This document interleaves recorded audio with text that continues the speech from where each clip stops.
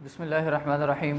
अस्सलामु अलैकुम वरहमतुल्लाहि वबरकातुहू। उम्मीद है तमाम स्टूडेंट्स खैर आफियत के साथ होंगे और आपको फ़िज़िक्स जो है वो बहुत ही अच्छे तरीके से क्लियर होती जा रही होगी और आपको आपके इस लर्निंग प्रोसेस के दौरान बहुत सी नई नई इन्फॉर्मेशंस भी मिल रही होंगी और इन इन्फॉर्मेशन से आपका नॉलेज जो है वो भी इंक्रीज़ और इन्हांस जो है वो हो रहा होगा। स्टूडेंट्स, आज हम अपने एक नेक्स्ट लेसन के अंदर जिसका टॉपिक जो है हमारे पास आज का होगा रेजोल्यूशन ऑफ फोर्सेस। ये हमारा लेसन नंबर 16 है and we are on chapter number 4 of 9th class physics. Student, resolution of forces के लिए आपके जहन में अपनी प्रीवियस नॉलेज का होना बहुत ज़रूरी है ताकि आप अपनी जो बेसिक इन्फॉर्मेशन है उसी की बिहाफ पे अपने नेक्स्ट क्वेश्चंस को आसानी से सॉल्व कर सकें। स्टूडेंट, यहाँ पर इस क्वेश्चन की डिटेल थोड़ी सी लेंथी भी लगती है, थोड़ा सा टेक्निकल भी लगता है, लेकिन अगर आप बेसिक ट्रिक्स को जहन में रख लें जो मैं आपको गाइड करूँगा तो इंशाल्लाह ये आपके लिए बहुत ही ज़्यादा सिंपल और इजी जो है वो क्वेश्चन बन जाएगा। इसके लिए स्टूडेंट आपका ध्यान जो है वो लाजमी तौर पर इधर मेरे साथ होना चाहिए। स्टूडेंट, सबसे पहले नंबर पे जब हम बात करते हैं रेजोल्यूशन ऑफ फोर्सेस की या सिंपल फोर्स की, तो हमारे पास सबसे पहले किसी एक फोर्स का, जिसे हमने वेक्टर का नाम भी दिया था, होना ज़रूरी है। उसके लिए स्टूडेंट मैं यहाँ पर एक डायग्राम ड्रॉ कर रहा हूँ।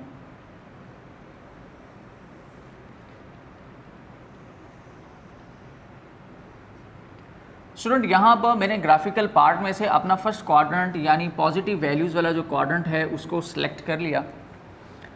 यहाँ पर मेरे पास स्टूडेंट ये मेरा एक्स एक्सिस है, ये वाई एक्सिस है and this is an origin.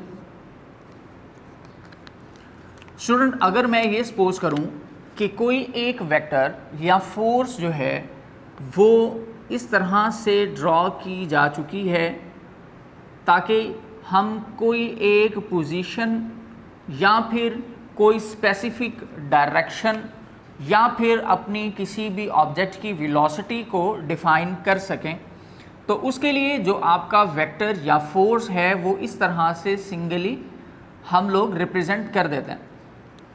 Student, यहाँ पर इस तरह से क्यों ड्रॉ की गई? क्योंकि यहाँ पर हमारे पास कन्फ्यूजन क्रिएट होती है। कन्फ्यूजन क्रिएट होने से मुराद ये है कि अगर मैं इस पोजीशन पे आपसे पूछूं कि आपकी ये जो फोर्स है ये कौन से एक्सिस पर है, तो स्टूडेंट आपके लिए इस फोर्स को डिसाइड करके बताना थोड़ा सा डिफ़िकल्ट होगा, क्योंकि ना तो ये प्रॉपर एक्स एक्सिस पर है और ना ही ये प्रॉपर जो है वो वाई एक्सिस पर है। अगर मैं अपनी लाइंस को स्ट्रेट एक्स एक्सिस पर या इस डायरेक्शन में ड्रॉ कर दूं तो मैं कह सकता था कि this is parallel to X axis, this is parallel to Y axis, और भी इस तरह से हम नाम दे सकते थे कि it is on x axis, along x axis. लेकिन यहाँ पर इस पॉइंट ने, इस फोर्स ने हमारे लिए कन्फ्यूजन क्रिएट की, क्योंकि ये बिल्कुल एक अप्रॉक्सीमेटली दरमियान में है और यहाँ पर हमारे पास एक जो एंगल है वो भी सबटेंडेड है।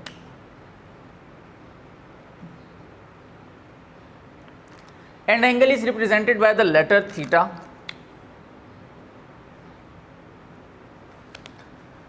तो स्टूडेंट, जब हमारे पास ऐसी कंडीशन जो है वो बन जाए जो कन्फ्यूजन क्रिएट कर रही हो, तो तब हम अपनी इस फोर्स को इसके परपेंडिकुलर कंपोनेंट्स में रिजॉल्व कर देते हैं। तो जो रिजॉल्व करना है उसको हम नाम देते हैं रेजोल्यूशन ऑफ फोर्सेस। कि अब इसका मतलब ये था रेजोल्यूशन ऑफ फोर्सेस को, फॉर एग्जांपल अगर मैं इनके कंपोनेंट्स को इनके एक्सिस के अलोंग ड्रॉ कर दूं तो मेरे पास कुछ कंपोनेंट्स इस तरह से ड्रॉ होते हैं। First of all, the vertical component और the y component of this force is drawn as, this is the y component of the force F. इसी वजह से ये अलोंग द वाई एक्सिस या पैरेलल टू वाई एक्सिस भी है। इसी force का जब हम एक्स कंपोनेंट ड्रॉ करते हैं तो स्टूडेंट यहाँ पर इसकी जो लाइन ड्रॉ होती है वो कुछ इस तरह से इस ओरिजिन पॉइंट से स्टार्ट होकर स्टूडेंट मैक्सिमम आती है यहाँ तक। जितने मैग्नीट्यूड जो है वो हमें हमारा वेक्टर शो कर रहा होगा, and named as F x. So we can conclude as कि this is the x component of the force. तो स्टूडेंट यहाँ पर हमारे पास सबसे पहले तो रेजोल्यूशन ऑफ फोर्स की एक डेफिनेशन कंक्लूड की जाती है, and the definition is simply described as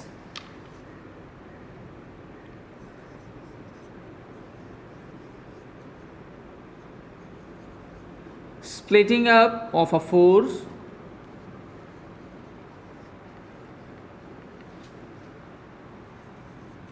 into its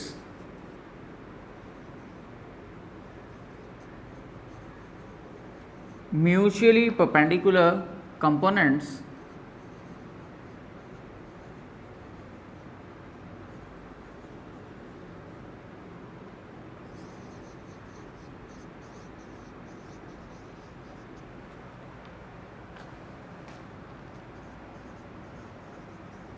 is called resolution of force।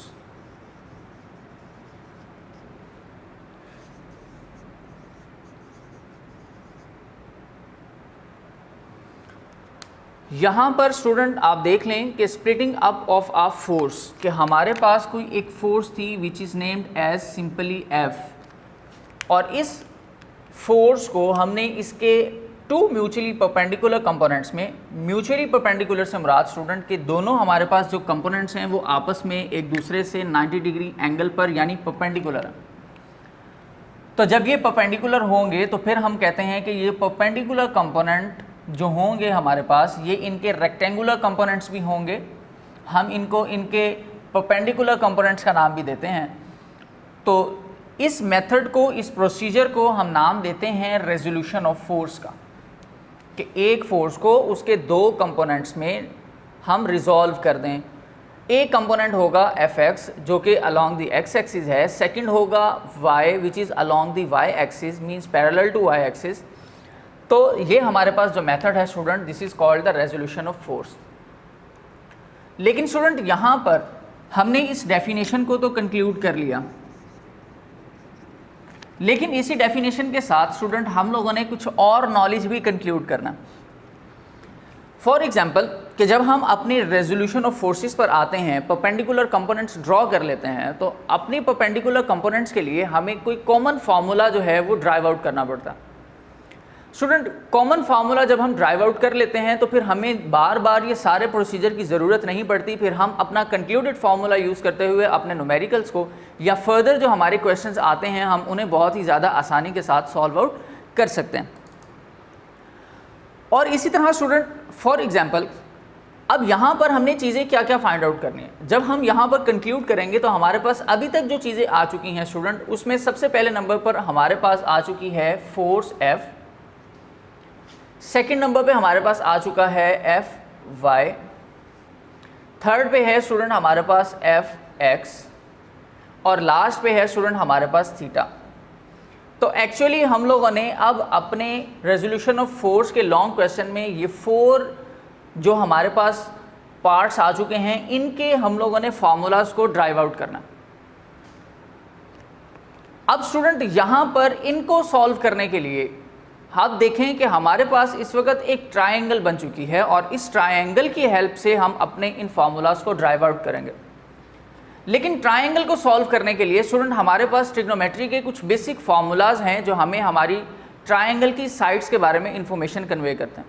तो स्टूडेंट यहाँ पर जब हम लोग एफ वाई या एफ एक्स को फाइंड आउट करना चाहते हैं तो उसके लिए हमें जो बेसिक फार्मूलाज हैं ट्रिग्नोमेट्री के, जो ट्रायंगल को सॉल्व करने में हमारे पास हेल्प करते हैं, हम उन फार्मूलाज को यूज़ करेंगे। लेकिन स्टूडेंट यहाँ पर सबसे पहले नंबर पे हम अपनी डायग्राम को लेबल करेंगे, और लेबल करने के लिए स्टूडेंट मैं यहाँ पर अपनी इन लाइंस को नाम दे दूँगा, जैसे for example O A and B and O B. तो ये तीन लेटर्स मैंने यहाँ पर यूज़ कर लिए स्टूडेंट। इसी तरह से this is the F X, this is F Y and this is F. Student इस लाइन को हम कहेंगे बेस लाइन, इस साइड को हम कहेंगे परपेंडिकुलर साइड, और इस साइड को हम कहेंगे हाइपोटेनस। स्टूडेंट अब हम यूज़ करते हैं फार्मूलाज को ताकि हम अपने क्वेश्चंस को फर्दर सॉल्व आउट कर सकें। तो सबसे पहले नंबर पे स्टूडेंट आप क्या करें, एक ब्लैंक लाइन जो है हेडिंग के लिए स्पेस छोड़ दें और फार्मूला अपनी मर्ज़ी से, जो बेसिक फार्मूलाज मैं आपको बता रहा हूँ, 4 फार्मूला हम अपने जो है वो यूज़ करेंगे इन चारों चीज़ों को फाइंड आउट करने के लिए। उसमें से कोई भी फार्मूला, जो 2 हमारे पास परपेंडिकुलर कंपोनेंट्स के फार्मूलाज हैं, उनमें से कोई एक फार्मूला आप यूज़ करेंगे। फॉर एग्जांपल मैं यहाँ यूज़ करता हूँ cos theta is equal to base over hypotenuse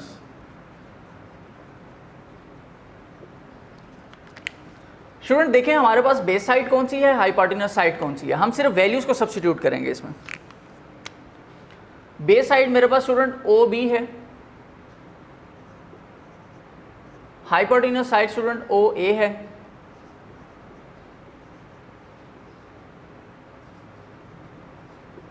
student O B को नेम हमने दिया था एफ एक्स का, ओ ए को नाम दिया था स्टूडेंट एफ का, और यहाँ पर क्योंकि हमने कोई एक कंपोनेंट फाइंड आउट करना है इन दोनों में से एफ वाई या एफ एक्स, तो मुझे यहाँ पर मिलता है एफ एक्स, तो मैं एफ एक्स को सेपरेट करूँगा, एफ दूसरी साइड पर मल्टीप्लाई होगा, so F cos theta is equal to F x, और ये स्टूडेंट आपका फॉर्मूला होगा फॉर द हॉरिजेंटल कंपोनेंट। तो अब देखें क्योंकि ये एक्स कंपोनेंट आपको मिल चुका है ऑलरेडी, तो अब जब आपको श्योर हो जाए कि भाई ये मेरा क्वेश्चन का आंसर था, तो अब आप अपनी हेडिंग दे लें। तो हम यहाँ पर अपनी स्टूडेंट हेडिंग देंगे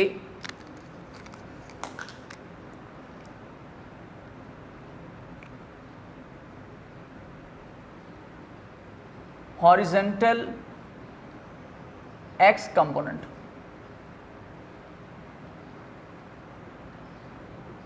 और इसी हेडिंग के बाद एक जब चीज़ हमें मिल गई है, अब तो सेकंड फार्मूला यूज़ करते हुए हमें ये श्योर है कि हमें सेकंड ऑब्जर्वेशन के साथ जो सेकंड चीज़ है वो मिलेगी, तो हम स्टूडेंट सेकेंडली हम यहाँ पर हेडिंग दे देंगे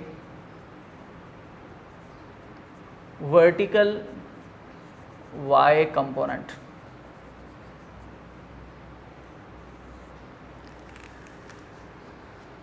अब स्टूडेंट देखें कि आपके पास यहाँ पर y कंपोनेंट है और y कंपोनेंट को सॉल्व करने के लिए आप कौन सा फार्मूला यूज़ करेंगे।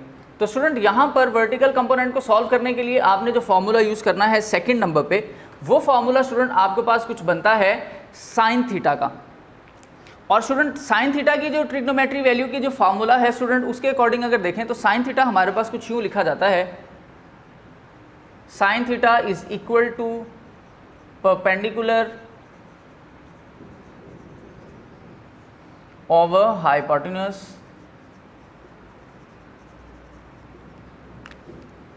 स्टूडेंट। जैसे ही हमारे पास ये वैल्यूज़ आ जाएं, अब हम इन वैल्यूज़ में अपनी फर्दर जो हमारे पास पॉइंट थे हम उनको सब्स्टिट्यूट करेंगे। जैसे लेट्स सी कि student sine theta is equal to the perpendicular is represented by the line A B and hypotenuse is represented by the line O A, whether the line AB is named as Fy and OA named as F. So we just need to find out the y component of the force, so we have to separate it Fy, and this F is multiplied on the other side, so it will become F dot sin theta is equal to Fy, and finally this is another component we have find out. तो student ये दो हमारे पास complete solutions आ चुके हैं, हमारे perpendicular components में से दो चीज़ें हमें मिल चुकी हैं। अब यहाँ पर प्रॉब्लम और कन्फ्यूजन इस चीज़ की आती है स्टूडेंट कि फॉर एग्जांपल कि मैंने अगर एफ वाई फाइंड आउट करना है तो मुझे कुछ वैल्यू सब्स्टिट्यूट करनी पड़ेंगी। जैसे लेट्स सी कि एफ की और थीटा की, तो अगर मेरे पास f और थीटा नहीं है तो मैं एफ एक्स और एफ वाई को भी फाइंड आउट नहीं कर सकूंगा, इसलिए मेरे पास इन दो चीज़ों का होना ज़रूरी है। और हमारे पास कंपोनेंट्स में रह भी यही गए थे, f एंड थीटा। तो स्टूडेंट जैसे ही हम अपना f और थीटा का कंपोनेंट फाइंड आउट करना चाहते हैं तो हम इनको भी परपेंडिकुलर कंपोनेंट्स में जो है वो सॉल्व करते हैं, और यहाँ पर जो हमारे परपेंडिकुलर कंपोनेंट्स होंगे स्टूडेंट, उसके लिए हम इनको डिफरेंट नेम देते हैं। जैसे फॉर एग्जाम्पल मैं यहाँ पर नेम दूंगा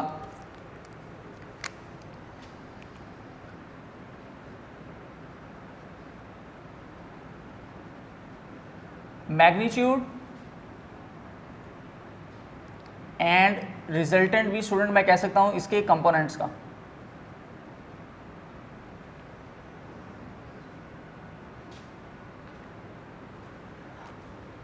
ये रिजल्टेंट होगा हमारे इन दो म्यूचुअली परपेंडिकुलर कंपोनेंट्स का, और ये हमारे पास मैग्नीट्यूड होगा इस फोर्स का। तो स्टूडेंट जब हम इसको फाइंड आउट करना चाहते हैं तो इसको फाइंड आउट करने के लिए आप एक ट्राइंगल को देखिएगा। ट्राइंगल के अंदर फॉर एग्जांपल अगर आपके पास एफ वाई भी हो, एफ एक्स भी हो, एफ एक्स भी है, एफ वाई भी है, तो अब हमें दो साइडें गिवन है और थर्ड साइड जो है वो हमें फाइंड आउट करनी है। तो हमें हमारी ट्राइंगल्स जो हैं वो अपना फार्मूला जो हेल्प करती हैं, उसमें सबसे प्रोमिनेंट जो फार्मूला है, जो हाइपोथेसिस है स्टूडेंट, वो है हमारे पास पाइथागोरस थ्योरम का।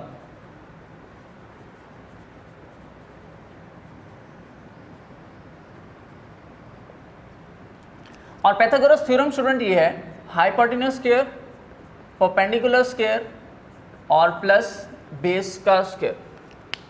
सो इस फॉर्मूले के अकॉर्डिंग भी अब हमने इसमें जो है वो अपनी वैल्यूज़ को सब्स्टिट्यूट करना है ताकि हमें अपना आंसर जो है वो मिल जाए। स्टूडेंट हाइपोटेन्यूज की जो वैल्यू है वो हम लोगों ने मेंशन की थी ओ ए, परपेंडिकुलर की स्टूडेंट ए बी, बेस की है हमारे पास student O and B and this square. इनको लेबल किया था हमने नेम के साथ। तो O A is represented by the letter F square, A B is represented by the letter F Y and student O B is named as F x.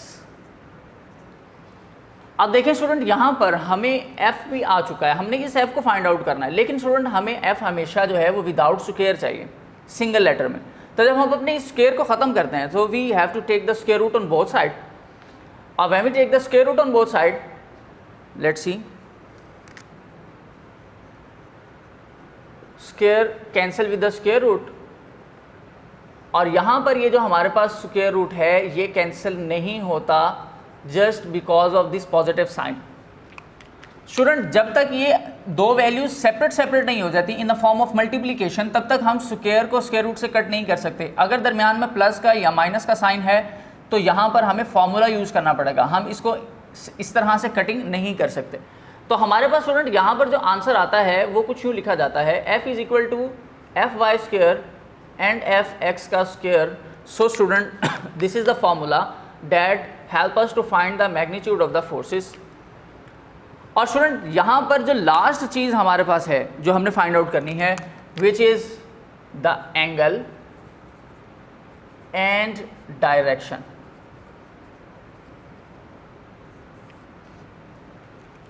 Student angle और direction को find करने के लिए अब हमें यहाँ पर एक फॉर्मूला यूज़ करना है। अब फॉर्मूला फॉर एग्जांपल देखें कि मेरे पास यहाँ पर थीटा अवेलेबल है जिसको मैंने फाइंड आउट करना है। अगर मैं इस थीटा को फाइंड आउट करना चाहता हूँ तो मुझे यहाँ पर ये दो वैल्यूज़ यूज़ कर सकता हूँ, इस फॉर्मूले को यूज़ कर सकता हूँ। फॉर एग्जांपल अगर मेरे पास एक साइड और एक एंगल गिवन हो तो यहाँ पर साइन थीटा है, यहाँ पर कॉस थीटा है, तो मेरे पास दो एंगल्स आ जाते हैं जो कन्फ्यूजन और क्रिएट करते हैं। तो यहाँ पर हमारे पास एक फाइनल जो है वो ट्रिग्नोमेट्री रेशियो हमें मिलती है which is tangent theta. Student tangent theta जो है वो आपके साइन और कॉस को मर्ज कर देता है। जैसे फॉर एग्जांपल इसका फॉर्मूला बनता है sine theta over cos theta, and when we substitute the value of sine theta and cos theta which are this 1 and 2, जब हम साइन थीटा की वैल्यू पुट करते हैं which is perpendicular over hypotenuse, cos theta की value थी student base over hypotenuse, तो यहाँ पर आपके पास ये वैल्यू हो जाती है कैंसिल हाइपोटेन्यूज की, और सिंपली आपके पास बच जाता है perpendicular over base. So means that tangent theta is equal to perpendicular over base, हम यहाँ पर लिख लेते हैं। स्टूडेंट परपेंडिकुलर की वैल्यू जब सब्स्टिट्यूट करेंगे तो परपेंडिकुलर की वैल्यू थी हमारे पास ए बी, और बेस की वैल्यू है स्टूडेंट हमारे पास O B, where as tangent theta A B को हमने स्टूडेंट नेम दिया था एफ वाई का, और ओ बी को नेम दिया था हमने स्टूडेंट एफ एक्स का। अब यहाँ पर हमने ये वैल्यूज तो जो है वो पुट कर दी, लेकिन अब हमें चाहिए theta separately. So when we change और when we shift the tangent to other side, so theta will become as fy over fx and 1 over tangent theta। आप स्टूडेंट चाहें तो इसको एज इट इज़ भी लिख सकते हैं, जैसे फॉर एग्जांपल कि डिनोमिनेटर में यहाँ मल्टीप्लाई था इस तरफ आके डिवाइड हो गया। आप चाहें तो इसको सेपरेट करके 1 ओवर टेंजेंट की फॉर्म में भी लिख सकते हैं। और जब ये हमारे पास टेंजेंट डिनोमिनेटर में होगा स्टूडेंट, तो यहाँ पर ये याद रखिएगा इसकी वैल्यू पॉजिटिव 1 है, तो अब हम क्या करेंगे, इसको शिफ्ट करेंगे तो ये वैल्यू बन जाती है tangent inverse, means 1/-1. So this is the inverse of this tangent and Fy/Fx. तो स्टूडेंट जब भी अब आपको एंगल फाइंड आउट करने के लिए कोई फॉर्मूला ड्राइव करने की ज़रूरत पड़े तो वो ये हमारे पास फॉर्मूला होगा, और बजाय इसके कि हम इसको बार बार ड्रॉ करें, हम फाइनल कंक्लूजन को ही यूज़ करेंगे जो हमने यहाँ मेंशन कर दिया 1, 2, 3 एंड 4, और हम अपने इन्हीं कंक्लूजन्स को यूज़ करते हुए अपने क्वेश्चंस को जो है वो सॉल्व आउट कर लेंगे. अदरवाइज़ जो हमारे बेसिक फार्मूलाज थे, जो 4 फार्मूलाज आपको याद रखने हैं अपने इन क्वेश्चंस को अच्छे तरीके से कंप्लीट करने के लिए स्टूडेंट, उसमें सबसे पहले नंबर पे एक ये फार्मूला है, सेकंड स्टूडेंट आपके पास ये फार्मूला है, थर्ड पे पाइथागोरस थ्योरम है, और फोर्थ पे स्टूडेंट टेंजेंट का फार्मूला था. अगर आपको आपके ये 4 बेसिक फार्मूलाज जो ट्राइंगल को सॉल्व करने में हेल्प करते हैं इनके बारे में पता हो, तो फिर आप स्टूडेंट अपनी इन बाकी ट्रिग्नोमेट्रिक वैल्यूज़ की मदद से ये जो बाकी आपके रेजोल्यूशन ऑफ फोर्सेस थे और उनके कंपोनेंट्स थे परपेंडिकुलर, इनको फाइंड आउट आसानी से कर सकते हैं. स्टूडेंट इसकी एक्सप्लेनेशन की तरफ अगर आप जाएं तो फॉर एग्जांपल आपने हर एक की एक्सप्लेनेशन के स्टार्ट के अंदर सिंपली इंडिविजुअली बहुत ज़्यादा डिटेल देने की बजाय आप एक कॉमन एक्सप्लेनेशन लिख सकते हैं, और कॉमन एक्सप्लेनेशन भी हम यूँ लिख सकते हैं. फॉर एग्जांपल स्टूडेंट कि we have a force on the graphical representation and the force line is represented by the line segment OA